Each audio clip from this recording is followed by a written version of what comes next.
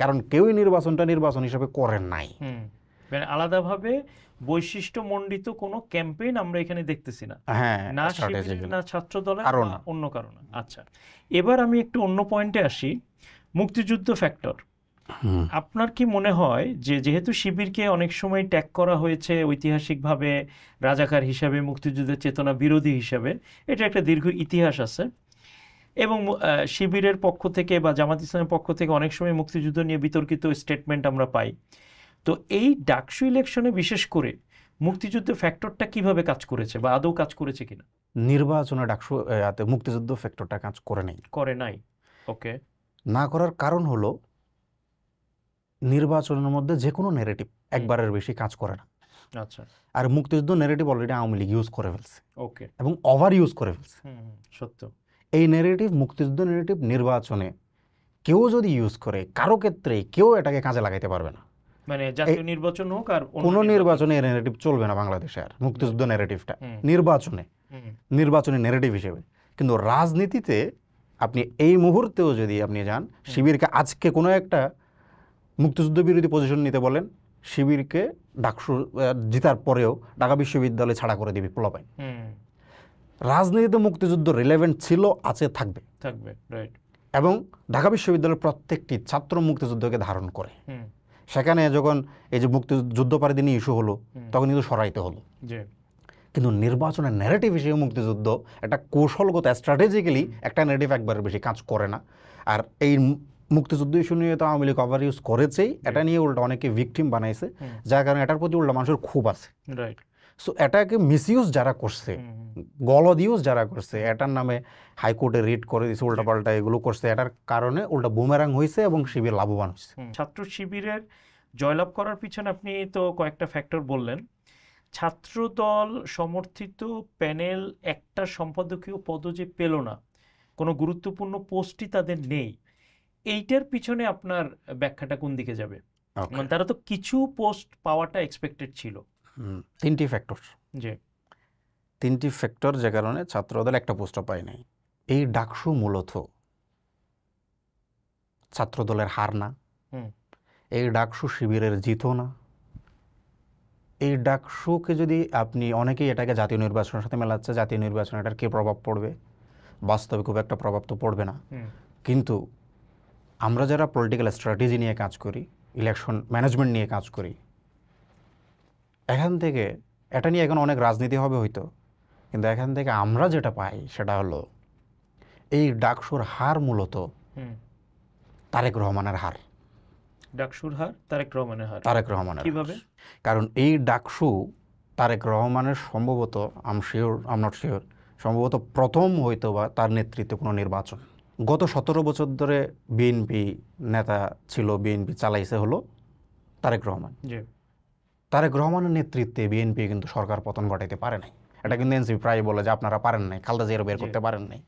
যারা আমরা স্ট্র্যাটেজিক এবং অন্যান্য রাজনৈতিক দল, তাদের জন্য এটা একটা বিশাল একটা পয়েন্ট, বিএনপির অবস্থা এবং বিএনপির নেতৃত্ব রাজনীতি বোঝার জন্য সে কোথায় দাঁড়ায় আছে।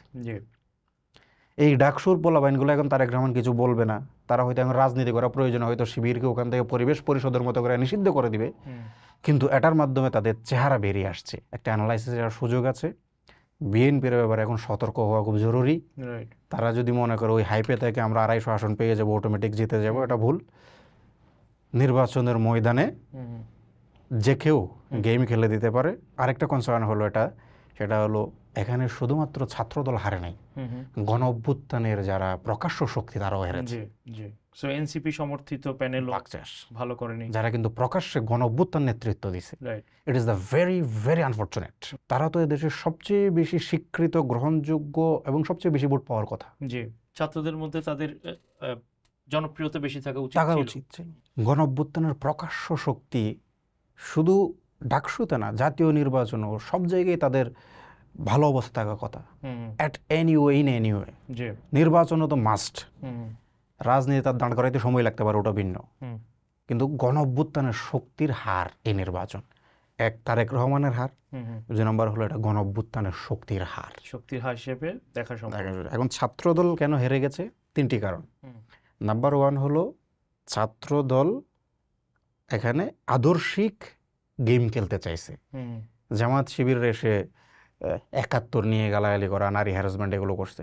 কিন্তু নির্বাচন হলো মূলত আপনি তাদেরকে, জনগণকে, ভোটারকে কি অফার করতেছেন, কি সার্ভিস দিবেন, তার জন্য কি ভালো কিছু করবেন, এবং সেটা শিবিরের চেয়ে কোন দিক দিয়ে বেটার, সহজ ভাষায় সেটা তুলে ধরা, যেটা তারা ব্যর্থ হয়েছে, সেটা তারা ব্যর্থ হয়েছে। তারা সেটা ব্যর্থ হয়ে তারা অভিভাবকদের কাছে ভোট চাওয়ার শুরু করে দিয়েছে, ফোন করে করে। এই জিনিসগুলো আরও নেগেটিভ হয়েছে। তারা কি করছে, তারা নিজেদেরকে বেটার না বানাইয়া তারা অন্যজনের হাত পা ধরা, অন্যজনের কাছে ছোট হওয়া শুরু করছে, মামা খালা চাচুরে দিয়ে চাকরি পেতে চেষ্টা করছে, নিজের যোগ্য না বানাইয়া তারা। তো এই জিনিসটা তাদেরকে আরও নিচে নামাইছে। এক নম্বর হলো তারা আসলে জনগণের কাছে তাদের ম্যানিফেস্টো নিয়ে রিচ করতে পারে নাই। রিচ করলেও সেটা তারা যে কেন বেটার সেটা ক্যাশ করতে পারে না ক্যাম্পেইনিংয়ের মাধ্যমে। ২ নম্বর, শিবিরের রাজনীতি সম্পর্কে তাদের কোনো ধারণা নেই। They don't have any study about শিবিরের পলিটিক্স, যার কারণে তারা শিবিরকে নারী হেরস্তার অভিযোগ দিয়ে সারা বাংলাদেশ কর্মসূচি দিয়ে বসছে, যেটা সে করতে পারতো ইসলামের এগেইনস্টে। অন্য ক্ষেত্রে শিবিরের রাজনীতি নিয়ে, যেহেতু এটা মূলত রাজনৈতিক নির্বাচন ছিল, নির্বাচন ছিল না, রাজনৈতিক লড়াইয়ে মূলত এখানে হেরে গেছে ছাত্রদল শিবিরের সাথে। দীর্ঘদিন অলরেডি শিবিরের যেহেতু এখানে রাজনীতি করা ছিল, গুপ্ত রাজনীতি, তাইলে ছাত্রদল সেভাবে সেটা বিল্ড আপ করা উচিত ছিল, সেই রাজনৈতিকভাবে শক্তিশালী হওয়া উচিত ছিল, সে সেটা মোকাবেলাটাই আসলে হেরে গেছে, করতে পারে নাই। শিবির সম্পর্কে তার কোনো ধারণা ছিল না, শিবির কীভাবে কাজ করে, কীভাবে কাজ করতেছে, শিবিরের রাজনীতি কি আসলে সেটাই তার জানা নাই, যার কারণে সে কাউন্টারই করতে পারে নাই শিবিরকে। তার মানে পলিটিক্যাল অপোনেন্টকে রিড করার যে হোমওয়ার্ক, এইটা ছাত্রদল এবং অন্যান্যরা মিস করেছে, কমপ্লিটলি ফেল করছে। আচ্ছা, জি। নাম্বার 3 হলো শিবিরকে তো বুঝতে পারে নাই, ভোটারকেই বুঝতে পারে নাই। অবশ্যই ভোটার নিয়ে এদের স্টাডি ঠিক নাই। শিবির, জামাত এবং বিএনপি এরা সকাল বিকাল নাকি জরিপ করে, জরিপের পর জরিপ করে। এই জরিপগুলো সবচেয়ে বড় সমস্যা হলো এই জরিপগুলো করে তাদের দলীয় লোক দিয়ে, যার কারণে গ্রাউন্ড থেকে অ্যাকুরেট ফিডব্যাক আসে না। এমনকি আপনি যদি এইগুলো কোনো প্রফেশনাল কোনো এজেন্সি দিয়েও করান, বিশাল বিশাল যে এখানে বাংলাদেশে কনসালটেন্সি ফার্ম আছে, গবেষণা করে, এদেরকে দিয়ে করাইলেও নির্বাচনী জরিপগুলো ফেল করবে। কারণ নির্বাচনী জরিপ আপনাকে করাইতে হবে ইলেকট্রাল এক্সপার্ট দিয়ে, যে আসলে ইলেকশনকে জানে, ইলেকশনকে বুঝে ওই অনুযায়ী কোয়েশ্চেন ফ্রেম করতে পারবে, যেন আপনি গ্রাউন্ড ফিডব্যাক পাবেন। ছাত্র দল স্টুডেন্টকে রেডি করতে চায় না, সে স্টুডেন্টকে বুঝতেই চায় না, সে স্টুডেন্টরা গিয়ে আগে স্টুডেন্টদের সমস্যা কি, স্টুডেন্টরা এখন কোন মুডে আছে, স্টুডেন্টরা আসলে এখন কোন দিকে আছে, তার স্ট্রেংথ কি, উইকনেস কি, এই স্ট্র্যাটেজিক জায়গাটা স্টুডেন্টকে, তার ভোটার যেটা, তার মূল জিনিস যেটা পুঁজি, সে জায়গাটাতেই ছাত্রদল আসলে স্টাডিটা প্রপারলি করতে পারে নাই। সে যদি প্রপারলি ভোটার বুঝতে পারতো, দেন সে প্রপারলি স্ট্র্যাটেজি বানাইতে পারতো। সে তো ভোটারই বুঝতে পারে নাই, ভোটার স্টাডি তার প্রপার নাই, এবং বুঝতে পারার প্রয়োজনীয়তা আমার ধারণা তারা হয়তো বুঝেই নাই। এখন আরো মজার বিষয় হলো, শিবির না বুঝলে এটা চলে কেন? তার তো গুপ্ত রাজনীতি আছে, তার তো ক্যাডার বাহিনী আছে, ছাত্রদলের তো সেটাও নাই।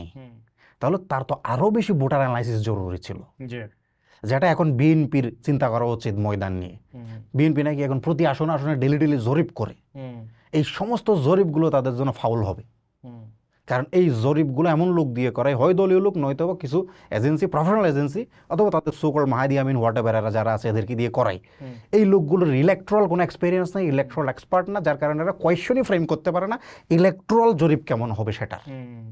গ্লোবাল ইন্ডাস্ট্রিতে আপনার ইলেকট্রাল এক্সপার্ট দিয়ে জরিপগুলো করায়। ইউএসএতে আপনি দেখেন, সেখানকার ক্যাম্পেইন, আপনি ইউএসএ ছিলেন, আপনি জানেন সেখানকার ক্যাম্পেইন কারা সামলায়, ওখানকার ক্যাম্পেইনগুলোতে কেমনি কোয়েশ্চেন ফ্রেম হয়। গ্লোবালি ইলেকশনটা আপনার প্রফেশনাল ইভেন্ট ম্যানেজমেন্ট হিসেবে আপনার করা হয়। এর কারণ হলো এরা অ্যাকুরেট ফিডব্যাক আনতে হয় ময়দান থেকে, এবং অ্যাকুরেট ফিডব্যাক আনার পরে আপনার এটা ক্রস চেক করতে হয় অনেকভাবে, কারণ ডেইলি আপনার মানুষের মধ্যে ন্যারেটিভ বদলায়, ট্রায়াল অ্যান্ড এরর বেসিসে যাইতে হয়। এটার একটা নির্বাচনের একটা ওয়ে আছে গ্লোবাল ইন্ডাস্ট্রিতে। আমি নিজে বিশ্বের কয়েকটি দেশে কাজ করছি ইলেকট্রাল ম্যানেজমেন্ট নিয়ে, অনেক দল যারা বিজয়ী হয়েছে তাদের সাথে আমরা কাজ করছি। এখানে রাজনৈতিক লোক দিয়ে নির্বাচন হয় না, কারণ আপনি রাজনৈতিক কর্মীরা বললেন যে কালকে এই জিনিসটা করতে হবে, সে বলবে আমার পেট ব্যথা, পরশু করবো ভাই, অথবা এখানে টাকা নিয়ে টানাটানি হয়। নির্বাচনের মধ্যে ওই সুযোগ নেই, কারণ এটা একটা লিমিটেড সময়ের মধ্যে আপনার ফুল ইফোর্ট দিয়ে প্রপার স্ট্র্যাটেজি নিয়ে আপনাকে ময়দান থেকে রেজাল্ট বের করে আনতে হয়। এখানে এই মুহূর্তে যে কাজ করতে হবে এটা এই মুহূর্তে করতে হবে, কোনো জিনিস মিস হওয়া যাবে না, ডান বাম হওয়া যাবে না। উল্টা পাল্টা যদি একটা ভুল করেন সেটা আপনার জন্য বুমেরাং হবে। যেমনিভাবে ছাত্র দলের জন্য নারী হেনস্থার অভিযোগ বুমেরাং হয়েছে, আপনার ঘর যখন কাছে আর আরেকজনের ঘরে ডিল মারা উচিত না। ছাত্র দল নিজের বিরুদ্ধে 50টা ধর্ষণের অভিযোগ আছে, এবং 71 নিয়ে রিড করে বসছে বামরা। তাইলে এই যে জিনিসগুলো তারা করলো, এই একটা দুইটা ভুলের কারণে আপনি পুরো গায়েব হয়ে যাবেন নির্বাচনে। রাজনীতিতে অসুবিধা নেই, এগুলো শুধরাইতে পারবেন, সময় পাবেন, আর একটা বলে দিলে মানুষ ভুলে যাবে। নির্বাচনের ময়দানটা লিমিটেড টাইমের টাইট সময়ে মানুষও এক্ষেত্রে সেন্সিবল হয়ে যায়, সব কিছু কাউন্ট করে, এই সময় ভুল করার সুযোগ নেই, যার কারণে এই জিনিসটা পুরোটা প্রফেশনালি করতে হয়। এজন্য পৃথিবীর সমস্ত গ্লোবালি সমস্ত উন্নত দেশে, এই পার্শ্ববর্তী রাষ্ট্র ভারতেই আপনার প্রশান্ত কিশোর আপনি চিনবেন, আইপ্যাক, সুনীল কানোগুলো আপনি চিনবেন, অসংখ্য এজেন্সি আছে যারা ইলেকশন ম্যানেজমেন্ট করে। প্রত্যেকটি দল ওখানে ইলেকশন ম্যানেজমেন্ট এক্সপার্ট নেই, প্রত্যেকটি দল পলিটিক্যাল স্ট্র্যাটেজিস্ট নেই। এই পার্শ্ববর্তী রাষ্ট্র ভারত, তার সাথে আমাদের কোনো কিন্তু বেশি ফারাক নাই। আপনি সোশ্যালি বলেন, ইকোনমিক্যালি বলেন, কোনো দিক দিয়ে খুব ফারাক নাই, পাশেই এরা, এদের ওখানে কিন্তু সবচেয়ে মানে হাইপ এবং বড় একটা ইন্ডাস্ট্রি হলো কিন্তু এই ইলেকশন ইন্ডাস্ট্রি। বাংলাদেশেও কি তাহলে ডানপন্থীদের উত্থান হচ্ছে?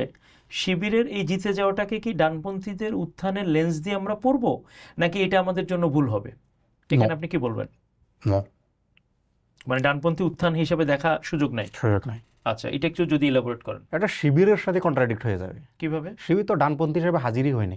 রাইট, সে একটা ডিফারেন্ট রাজনীতি করছে, সে নিজেই তাকে ইনক্লুসিভিটি নিয়ে হাজির হয়েছে, ডেমোক্রেসি নিয়ে হাজির হয়েছে।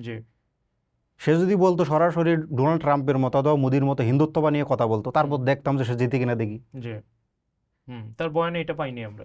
সে ঢাকা বিশ্ববিদ্যালয়ে বলুক যে আমি ইসলামী শরিয়া কায়েম করব, তারপর জিতে কিনা দেখি।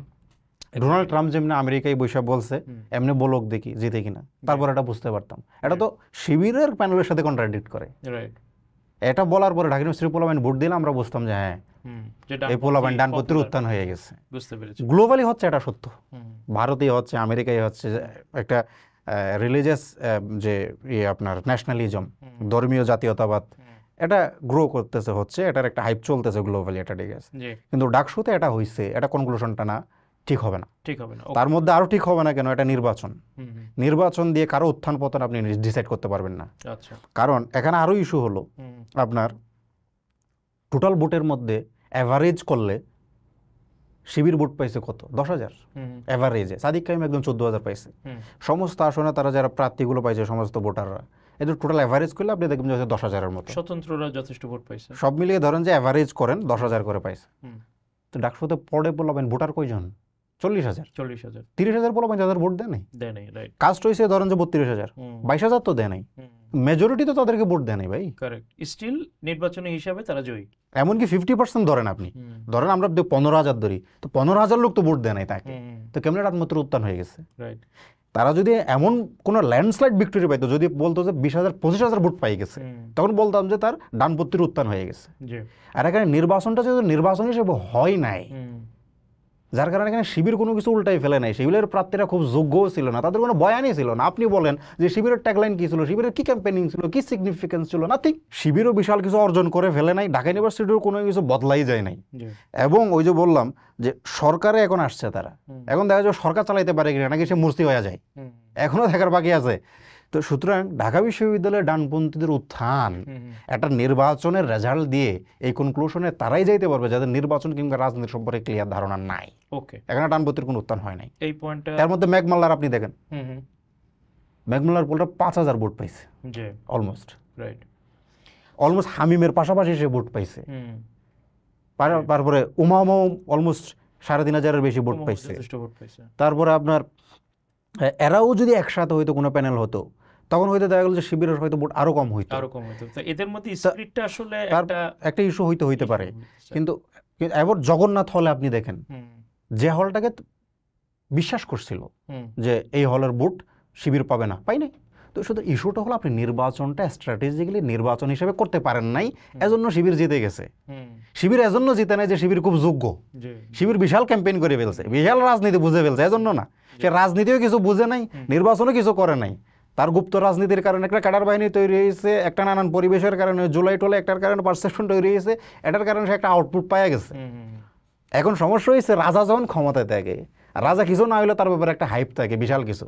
এখন দেখবেন সোশ্যাল মিডিয়ায় শিবিরের পক্ষে বিশাল কথাবার্তা, অনেক এখন বিএনপিরে জ্ঞান দেওয়া শুরু করে দিছে। বিএনপির এতদিন যারা বক্তা ছিল তারা বিএনপিরে তোমার এই বলেছে সেই বলেছে বলা শুরু করে দিছে। এখন যারা ক্ষমতায় থাকে তাদের ব্যাপারে এরকম একটা থাকে যে আসলে বিশাল কিছু, আসলে বিশাল কিছুই করে ফেলে নাই। নির্বাচনী স্ট্র্যাটেজিস্ট যারা, তাদের সাথে আপনি কথা বললে বুঝবেন যে কিছুই উল্টে ফেলে নাই।